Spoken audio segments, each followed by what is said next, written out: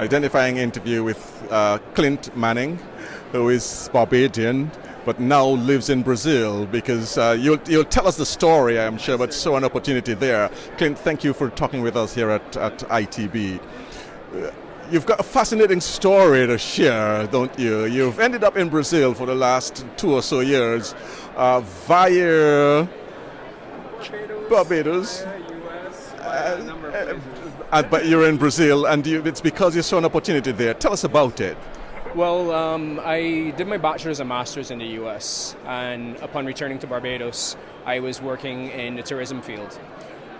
I worked with Ammon Resorts just before the 2008 season, and following shortly thereafter, 2 years, the direct flight from Brazil began. I went there for a trade show, saw an opportunity for Barbados to do big things there, and 2.5 years later I packed up my stuff and moved south, because the opportunity was definitely there to be able to do more for the country, and that's really and truly what I want to do for Barbados, because Barbados has a world of potential that unfortunately many people don't know still exists, especially in Brazil. So I saw, and I thought about it, who better to promote Barbados in a destination like Brazil than a Barbadian who speaks Portuguese? And after that first trip, I started learning Portuguese.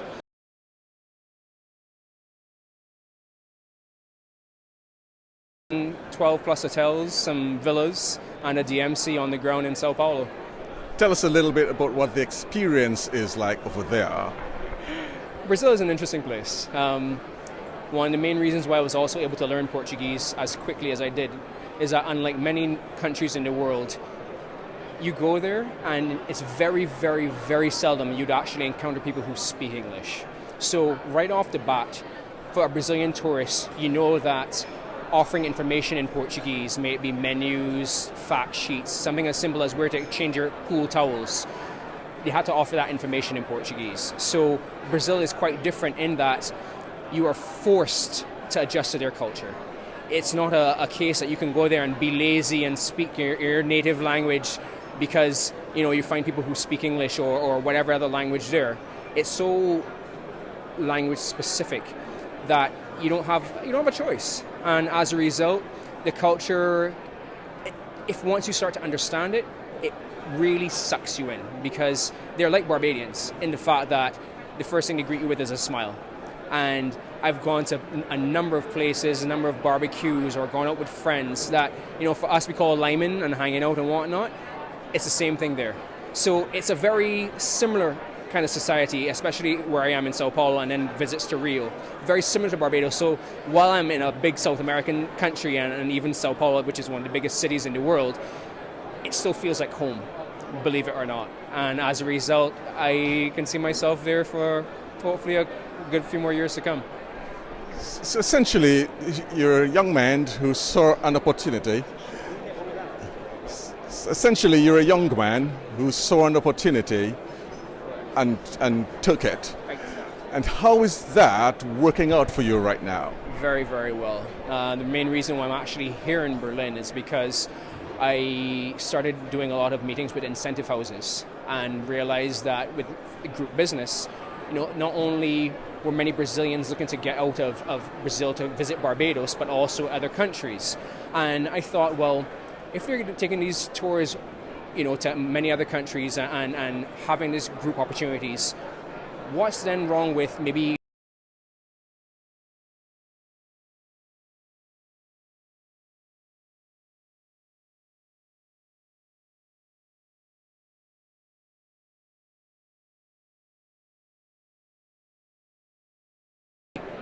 ultimately, like I said, I want to see Barbados grow. I want to see Barbados on the map worldwide.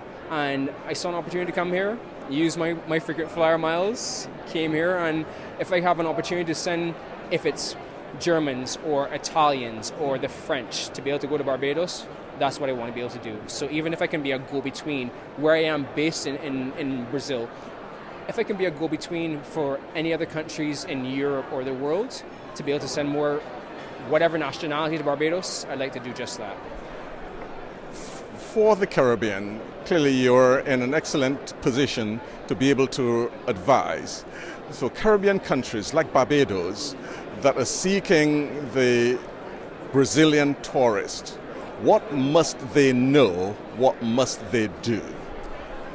They must offer information in Portuguese, because as I already explained, the fact that very few Brazilians speak any other language but Portuguese is of the utmost importance to be able to offer things that we may think just normal. It comes naturally to us. Oh, we know where the restrooms are. We know where to exchange our pool towels, because wherever we go worldwide, things are always in English. It's the universal language. So imagine going to a country where you don't speak a word of their language.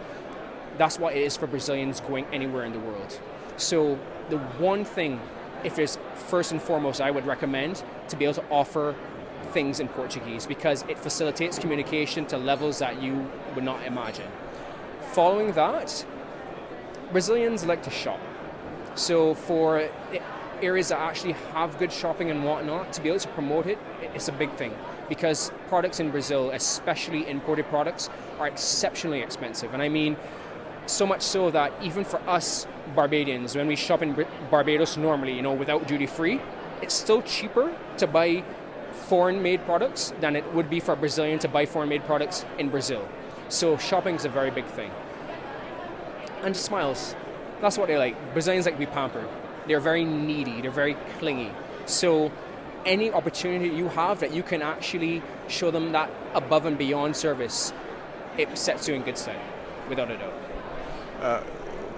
One, obviously, of the key products for Barbados, in this case, and several of other countries.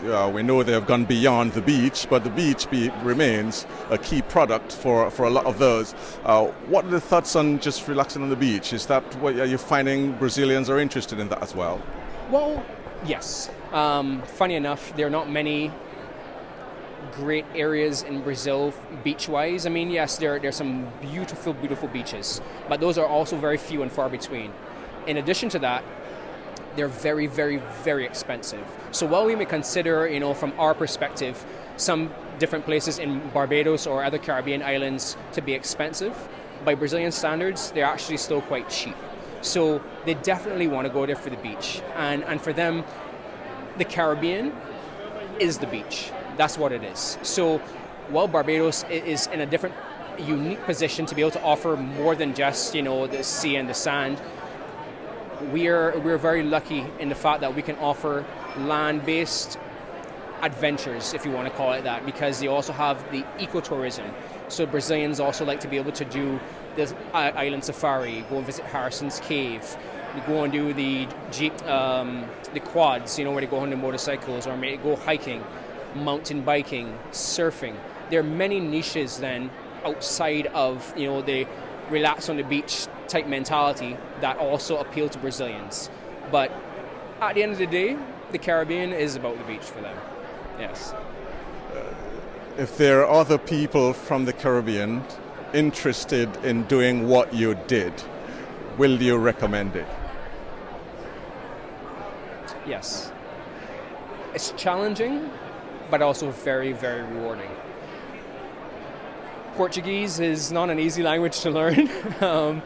Many a day I came home from meetings with headaches just because, funny enough, even with tour operators and travel agents, one would think that because you're doing business with the world, more of them would speak English. That wasn't the case. I'm quite happy that they didn't speak English, because it forced me to learn Portuguese that much faster. So for anyone who's interested in doing it, if you have the patience, you have that spirit of adventure and willingness to want to learn more about not only Brazil as a country from the football standpoint, but Brazil as a country from the food, from the adventure, everything, I'd without a doubt recommend it. And another interesting fact about Brazil, outside of Japan, Brazil has the largest Japanese population.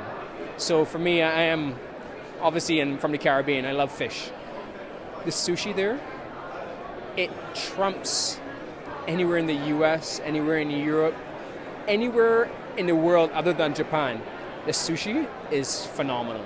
So again, if you really like adventure, like to have a good time, but willing to work, I'd recommend it to anyone. Pleasure.